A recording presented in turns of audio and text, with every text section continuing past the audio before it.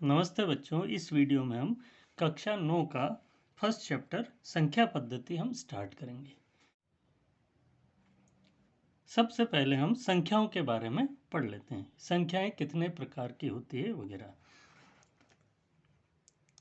तो संख्याएं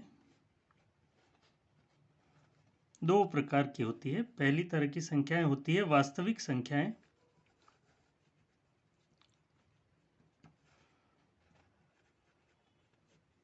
और दूसरी तरह की संख्याएं होती है काल्पनिक संख्याएं।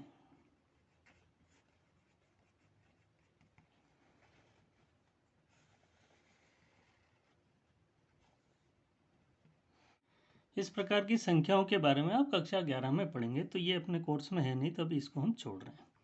अब हम बात कर लेते हैं वास्तविक संख्याओं की। तो वास्तविक संख्या सरल रेखा के अनुदिश किसी भी राशि को दर्शाने वाला मान है।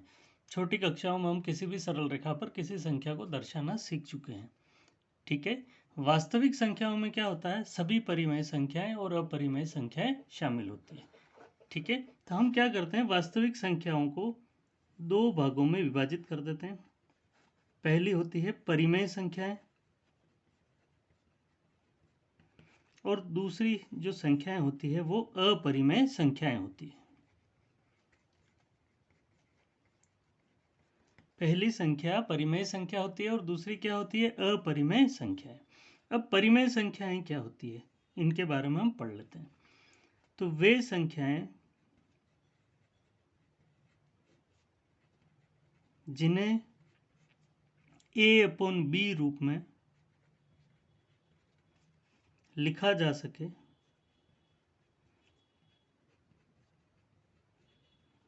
वे संख्याएं जिन्हें a/b रूप में लिखा जा सके, जहां a व b पूर्णांक है तथा b 0 के बराबर नहीं है। ठीक है, वापस सुन लीजिए। वे संख्याएं जिन्हें a/b रूप में लिखा जा सके, जहां पर a और b पूर्णांक हो और b 0 के बराबर नहीं हो, तो इस तरह की संख्याएं क्या हो जाएगी, परिमेय संख्याएं हो जाएगी। और अपरिमेय संख्याएं क्या होगी, वे संख्याएं जिन्हें a/b रूप में न लिखा जा सके।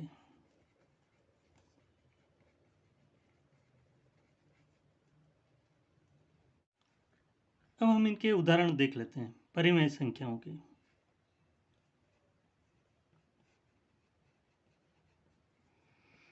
परिमेय संख्याओं के उदाहरण हो गए 2/3, 2/5, 3, 7।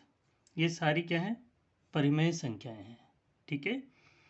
और अपरिमेय संख्याएं क्या हो गई,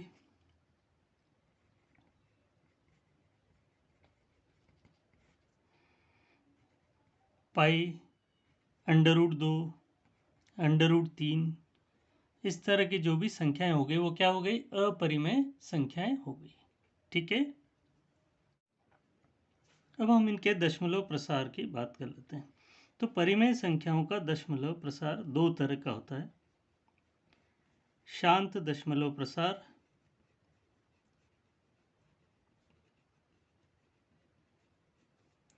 और दूसरा होता है अशांत आवर्ती दशमलव प्रसार।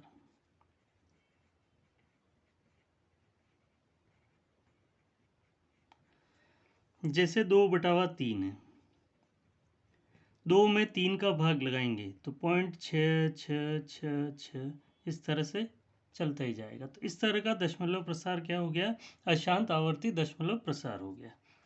और 2/5 है, तो 2 में 5 का भाग लगाया तो 0.4 आ गया, तो यहाँ पर भाग पूरा हो गया। तो ये दशमलव प्रसार क्या हो गया, शांत दशमलव प्रसार हो गया। ठीक है। तो परिमेय संख्याओं के दशमलव प्रसार दो प्रकार के हो सकते हैं, शांत और अशांत आवर्ती। ठीक है। जबकि अपरिमेय संख्याओं के दशमलव प्रसार जो होंगे, अशांत अनावर्ती होंगे। ठीक है। अपरिमेय संख्याओं के दशमलव प्रसार क्या होंगे, अशांत अनावर्ती होंगे।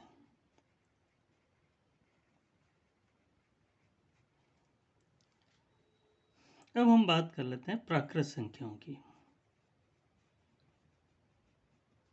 तो प्राकृत संख्याएं जिनको n से दर्शाते हैं, मतलब नेचुरल नंबर, ये 1 से शुरू होती है। 1, 2, 3, 4। तो ये जितनी भी संख्याएं होती है, ये सभी क्या होती है? परिमेय संख्याएं होती है। ठीक है, इनको p/q रूप में लिखा जा सकता है। जितनी भी प्राकृत संख्याएं होती है वो वास्तविक संख्याएं होती है। ठीक है, पूर्ण संख्याएं। पूर्ण संख्याएं मीन्स होल नंबर्स, W से दर्शाते हैं। ये 0 से स्टार्ट होती है, 0, 1, 2, 3, 4 एंड सो ऑन। ठीक है, ये भी क्या होगी? सारी परिमेय संख्याएं होगी, और ये भी सारी क्या होगी? वास्तविक संख्याएं होगी। पूर्णांक। पूर्णांक को Z से दर्शाते हैं, I से भी दर्शाते हैं। इसमें क्या होता है? 0, 1, 2, 3 अनंत तक जाएगी, -1, -2, इधर भी -∞ तक जाएगी। यानी कि -∞ से लेकर के +∞ तक की जो भी संख्याएं हैं वो पूर्णांक होती है। ठीक है, तो ये भी क्या होती है? सारी परिमेय संख्याएं होगी, और ये भी सारी संख्याएं क्या होगी? वास्तविक संख्याएं होगी। ठीक है, अब हम बात कर लेते हैं अभाज्य संख्याएं। वे संख्याएं जिनके गुणनखंड में सिर्फ 2 संख्याएं शामिल हो, संख्या स्वयं व एक। जैसे 2, 3, 5, 7, 11, 13, ये सारी क्या है? अभाज्य संख्याएं हैं। ये संख्याएं या तो स्वयं से विभाजित होती है या एक से विभाजित होती है, या यूं कह सकते हैं कि इनके अभाज्य गुणनखंड में सिर्फ 2 ही संख्या आती है, संख्या स्वयं व एक। अब हम बात कर लेते हैं भाज्य संख्याएं। वे संख्याएं जो अभाज्य नहीं है वे भाज्य संख्याएं कहलाती हैं।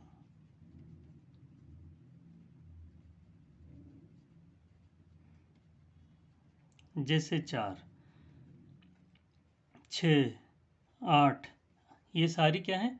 भाज्य संख्या है। ठीक है, संख्या एक जो होती है वो न भाज्य में काउंट होती है और न ही अभाज्य में काउंट होती है। ठीक है, स्टार्ट करते हैं एक्सरसाइज 1.1। क्वेश्चन नंबर फर्स्ट देखिए, क्या 0 एक परिमेय संख्या है? क्या आप इसे p/q रूप में लिख सकते हैं, जहां p और q पूर्णांक है तथा q 0 के बराबर नहीं है? तो फर्स्ट पार्ट देखिए आप, इसमें क्या 0 एक परिमेय संख्या है? तो हम कह देंगे हाँ, 0 परिमेय संख्या है। 0 क्या होती है? पूर्ण संख्याओं में आती है और पूर्णांकों में भी आती है। ठीक है, तो जितने भी पूर्ण संख्याएं या पूर्णांक है वो सारे क्या होते हैं? परिमेय संख्याएं होते हैं, यानी कि सारे ये वास्तविक संख्याएं होते हैं। ठीक है, क्या आप इसे p/q रूप में लिख सकते हैं? तो हाँ, हम इसे p/q रूप में लिख सकते हैं। जैसे उदाहरण देख लीजिए आप, जैसे 0 है, 0/2। 0 को किसी भी संख्या से भाग लगाते हैं तो वो 0 ही आता है, तो इसलिए 0/2 ये p/q रूप हो गया। 0/7, आप नीचे जो मर्जी है उस संख्या रख सकते हो। ठीक, 0 नहीं रखना है। क्वेश्चन 2 देखिए आप, 3 व 4 के बीच में 6 परिमेय संख्याएं ज्ञात कीजिए। अब हमें क्या करना है? 3 और 4 के बीच में 6 परिमेय संख्याएं ज्ञात करना है। यहाँ लिख देते हैं हम 3 और यहाँ लिख लेते हैं 4। कितनी संख्याएं चाहिए हमें? 6। तो जितनी संख्याएं चाहिए उसमें हम 1 जोड़ देते हैं, तो 6 और 1 कितना हो गया? 7। ठीक है, एक बार वापस सुन लीजिए, जितनी परिमेय संख्याएं चाहिए उसमें हम क्या कर लेते हैं? 1 जोड़ लेते हैं, तो 6 और 1 कितना हो गया? 7। तो 7 से गुणा और 7 से भाग कर देंगे यहाँ भी, और इसी तरह से यहाँ भी 7 से गुणा और 7 से भाग कर देंगे। अब 3 × 7 कितना हो गया? 21/7। 4 × 7 कितना हो गया? 28/7। अब हम परिमेय संख्याएं लिख देते हैं। तो 21 के बाद क्या आता है? 22, तो ये 22/7, 23/7, 24/7, 25/7, 26/7, 27/7। तो ये सारी क्या हो गई? परिमेय संख्याएं हो गई। 3 और 4 के बीच की। ठीक है, एक चीज़ हमेशा याद रखिए आप, कोई भी दो संख्याएं होती है उनके बीच में हम असंख्य परिमेय संख्याएं इंसर्ट कर सकते हैं। ठीक है, आई बात। क्वेश्चन नंबर 3 देखिए आप, 3/5 व 4/5 के बीच में 5 परिमेय संख्याएं ज्ञात कीजिए। जैसा कि हमने पिछले क्वेश्चन में पढ़ चुके हैं, जितनी परिमेय संख्याएं चाहिए हमें उसमें हम 1 जोड़ देते हैं, तो 5 और 1 कितना हो गया, 6। तो पहली संख्या को भी 6 से गुणा और 6 से भाग, दूसरी संख्या को भी हम 6 से गुणा और 6 से भाग कर देते हैं। तो 3 × 6 18 अपॉन 30, 4 × 6 24 अपॉन 30। तो 18 के बाद आ जाएगा 19 upon 30, 20 upon 30, 21 upon 30, 22 upon 30, 23 upon 30। तो ये सारी क्या होगी, पांचों वे संख्याएं होगी जो इनके बीच की परिमेय संख्याएं हैं। अगर ये हल हो सकती है तो हम इन्हें हल कर लेते हैं। जैसे ये 0 से 0 यहाँ कैंसिल हो रहा है। अब 3 से ये 7 बार कट रहा है और 3 से ये 10 बार कट रहा है, 2 से 11 बार कट रहा है और 2 से ये 15 बार हो रहा है, 15 बार कट रहा है। तो क्या संख्या होगी, 19 upon 30, 2 upon 3, 7 upon 10, 11 upon 15, 23 upon 30। तो ये सारी संख्याएं क्या हो गई, 3/5 और 4/5 के बीच की 5 परिमेय संख्याएं हो गई। ठीक है, 4 देखिए आप, नीचे दिए गए कथन सत्य है या असत्य, कारण के साथ अपने उत्तर दीजिए। फर्स्ट पार्ट देखिए आप, प्रत्येक प्राकृत संख्याएं एक पूर्ण संख्या होती है। ठीक है, तो ये कथन सत्य है। क्यों है, क्योंकि आप देखिए जैसे प्राकृत संख्याएं हमने बताई थी तो वो 1 से शुरू होती है, 1 2 3 और अनंत तक चलती है। और पूर्ण संख्याएं जो होती है 0 से चालू होकर के अनंत तक जाती है। तो जितनी भी ये प्राकृत संख्याएं वो सब इसमें है। तो इसलिए हम ये कह सकते हैं कि प्रत्येक प्राकृत संख्या क्या होती है, एक पूर्ण संख्या होती है। ठीक है, दूसरा देखिए, प्रत्येक पूर्णांक एक पूर्ण संख्या होती है, तो ये असत्य है। क्यों है, क्योंकि देख लीजिए आप, ये पूर्ण संख्या है जो कि 0 से चालू होती है, जबकि पूर्णांक क्या होते हैं, -∞ से +∞ तक जाते हैं।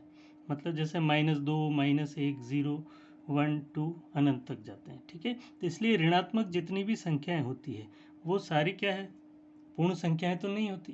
तो इसलिए हम ये कह सकते हैं कि प्रत्येक पूर्णांक एक पूर्ण संख्या नहीं होता है। प्रत्येक परिमेय संख्या एक पूर्ण संख्या होती है। ठीक है, तो ये कथन भी क्या है, असत्य है। ठीक है, कुछ परिमेय संख्याएं जैसे कि 2/3, 5/7 ये क्या होती है, पूर्ण संख्याएं नहीं होती है। ठीक है, तो इसलिए ये कथन क्या हो गया, असत्य हो गया।